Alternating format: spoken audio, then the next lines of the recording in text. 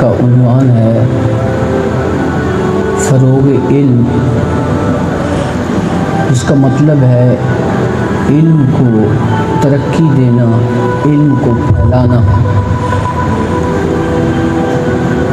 حضرت ضیاء الامت جسٹس پیر محمد کرم شاہ الازہری رحمۃ اللہ تعالی علیہ فرمایا کرتے تھے، بلکہ موجودہ قبلہ پیر امین الحسنات شاہ صاحب دامت برکاتہم العالیہ آپ فرماتے ہیں کہ بازار کے اندر مختلف لوگ سودا بیچ رہے ہوتے ہیں،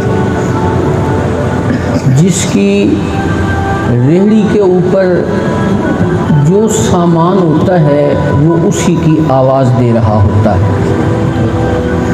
کسی کے پاس سبزی ہے تو وہ سبزی کا ہوکا لگا رہا ہوتا ہے، کسی کے پاس کوئی فروٹ ہے تو وہ اس فروٹ کی آواز دے رہا ہوتا ہے۔ اللہ کریم نے ہمیں بھی جو نعمت عطا فرمائی ہے، ہم ہر وقت اسی کا ہی اعلان کرتے رہتے ہیں، اور وہ نعمت جو اللہ نے ہمیں عطا فرمائی وہ نعمت علم ہے۔ ہماری زندگی کا مشن اور مقصد یہ ہے کہ حضور نبی کریم صلی اللہ علیہ وآلہ وسلم کی امت تک علم پہنچایا جائے، حضور کی امت تک نعمت علم تقسیم کی جائے۔ اس لیے کوشش ہوتی ہے کہ جہاں بھی لوگ موجود ہیں وہاں ہم یہی اعلان کرتے ہیں کہ علم حاصل کرو، اور خصوصاً دین کا علم حاصل کرو، کیونکہ اس سے آپ کو ایک شعور نصیب ہوگا، اس سے آپ کو اللہ تعالیٰ کی معرفت نصیب ہوگی، دین کی معرفت نصیب ہوگی۔ اس لیے ہم تو ہر وقت اسی کا ہی اعلان کرتے رہتے ہیں۔ تو اللہ کریم ہماری یہ خدمت اپنی بارگاہ میں قبول فرمائے۔ اللہ اس ادارے کو تا قیامت قائم و دائم فرمائے، اور یہ اللہ تبارک و تعالی یہ علم کی روشنی امت تک ہمیں پہنچانے کی توفیق عطا فرمائے۔ برادران اسلام، اللہ تعالیٰ نے ہر نبی کو نعمت علم عطا فرمائی۔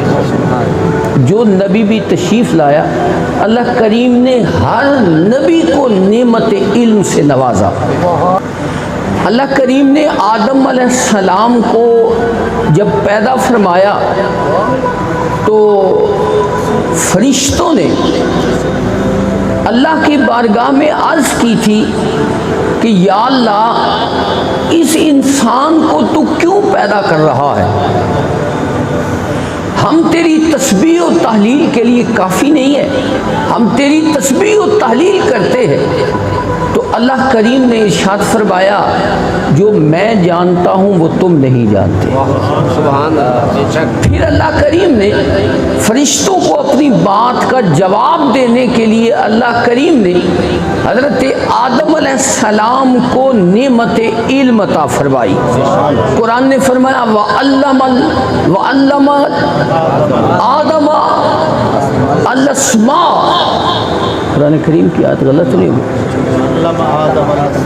وَعَلَّمَ آدم الاسماء، کہ اللہ کریم نے آدم علیہ السلام کو چیزوں کے نام عطا فرمائے، یعنی نعمت علم اللہ کریم نے عطا فرمائی۔ اور پھر انہی چیزوں کے اسماء جب اللہ کریم نے فرشتوں سے پوچھے تو فرشتے اس کا جواب نہیں دے سکے، اور فرشتے کہنے لگے یا اللہ، ہمارے پاس تو وہی علم ہے جو تو نے ہمیں عطا فرمایا۔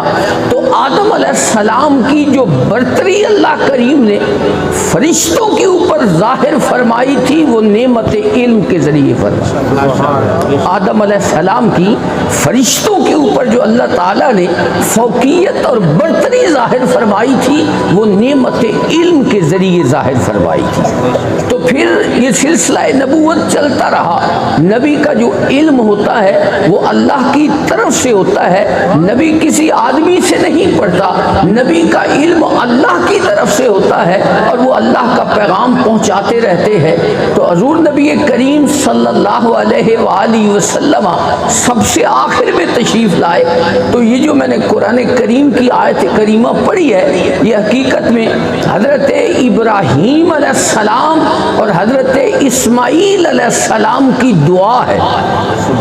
حضرت ابراہیم علیہ السلام کی دعا ہے کہ اللہ تعالیٰ کا جب انہوں نے گھر تعمیر کیا تو انہوں نے دعا کی تھی وَبْعَثْ فِيهِمْ رَسُولًا مِّنْهُمْ، فرمایا کہ یا اللہ ان میں یعنی ہماری اولاد میں ایک رسول مبعوث فرما جو ان میں سے ہو، رسولا منہم جو ان میں سے ہو، اور فرمایا اس کا منصب فرائض جو اللہ تعالیٰ نے آگے شمار کیے نبی کے، حضور نبی کریم صلی اللہ علیہ وسلم کے، حضرت ابراہیم نے یہ دعا مانگی کہ یا اللہ ان میں سے ایک رسول مبعوث فرما، اور آگے فرمایا یتلو علیہم آیاتکا، یا اللہ ایسا رسول مبعوث فرما جو تیرے قرآن کی آیتیں پڑھنے والا ہو۔ پہلا منصب نبی کا جو اللہ تعالیٰ نے بیان فرمایا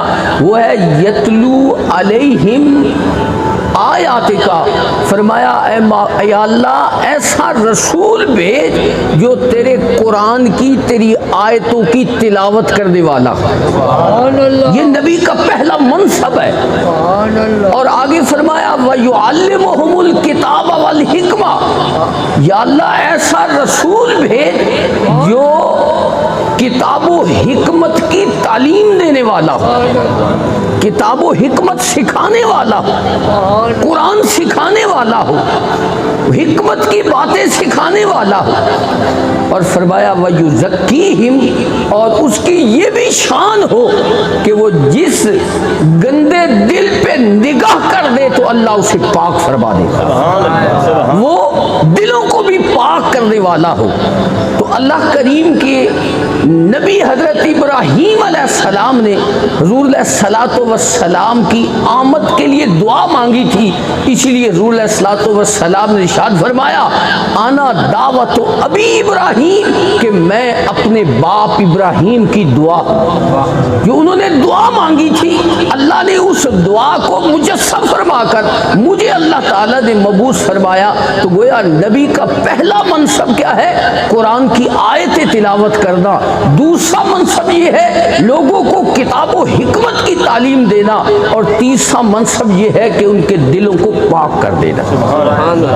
اس لیے حضور علیہ الصلوۃ والسلام پر سلسلہ نبوت تو ختم ہو گیا، سلسلہ نبوت ختم ہو گیا۔ حضور خاتم النبیین بھی ہے، خاتم الرسل بھی ہے، حضور سارے رسولوں سے آخر میں آئے، سارے نبیوں سے آخر میں آئے۔ حضور کے بعد کوئی نبی نہیں آئے گا، کوئی رسول نہیں آئے گا۔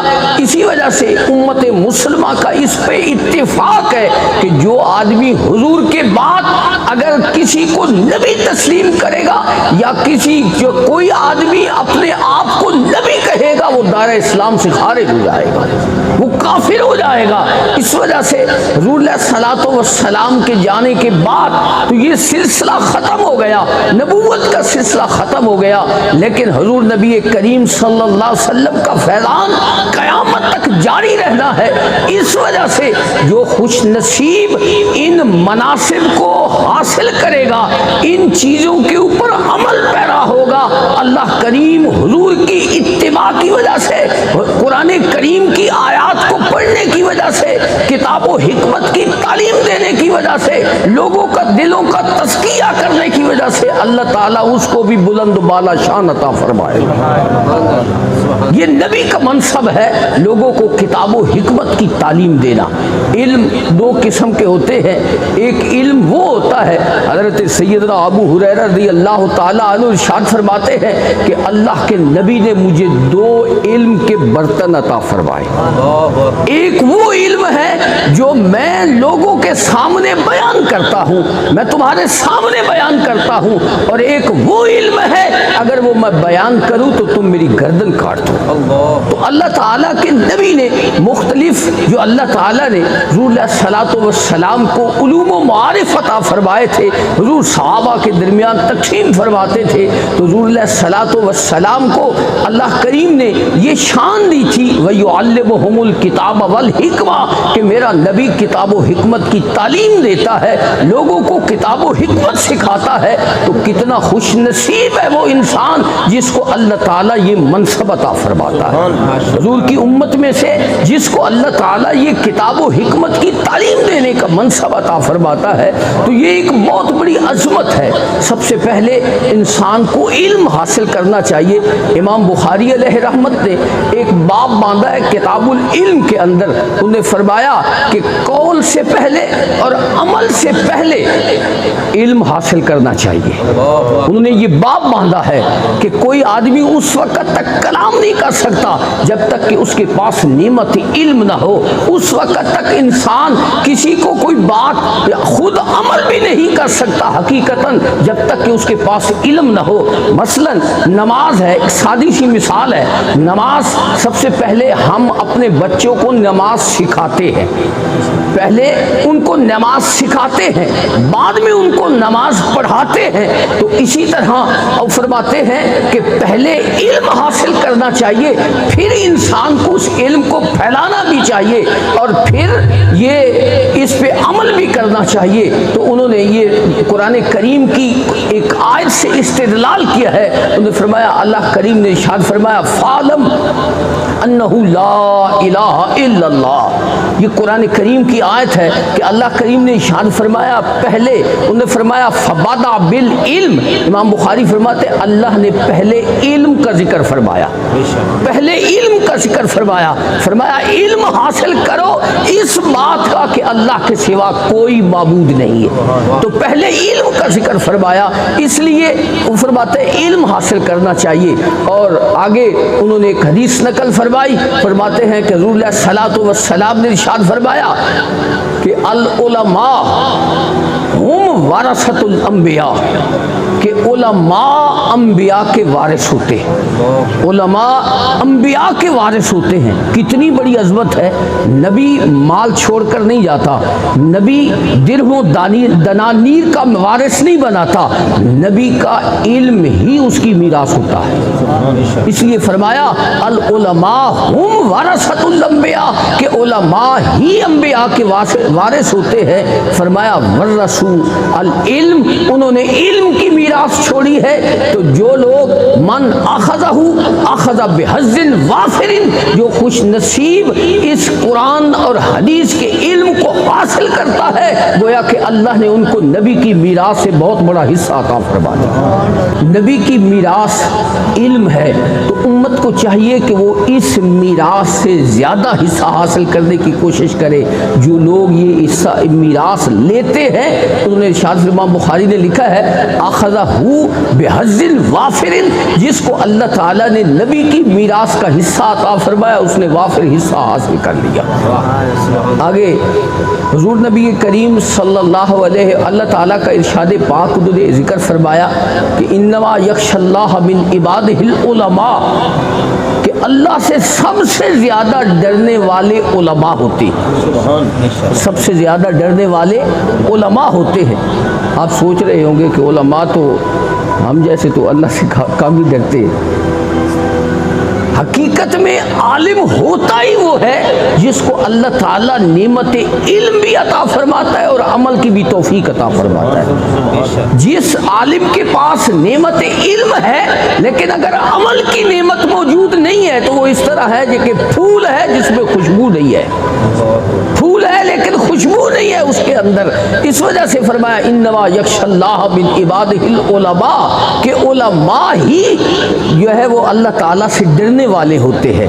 رسول نبی کریم صلی اللہ علیہ وآلہ وسلم نے علماء کی اور علم کی فضیلت بیان کرتے ہوئے حضور نے ارشاد فرمایا من سالک طریقۃ یطلب بہ العلم، کوئی آدمی اس رستے پہ چلتا ہے، یہ بخاری کی روایت ہے، جو آدمی اس رستے پہ چلتا ہے جس کے ذریعے وہ اللہ تعالیٰ کے قرآن اور حدیث کا علم حاصل کرتا ہے، تو فرمایا سالک طریقا الی الجنہ، وہ اس رستے پہ چلا ہے جو جنت کی طرف جاتا ہے۔ یہ حضور نبی کریم صلی اللہ علیہ وسلم نے فضیلت بیان فرمائی کہ جو خوش نصیب ایسے رستے پہ چلتا ہے کہ جس رستے کے ذریعے وہ علم حاصل کرتا ہے تو وہ گویا جنت کے رستے کی طرف چل رہا ہے۔ تو یہ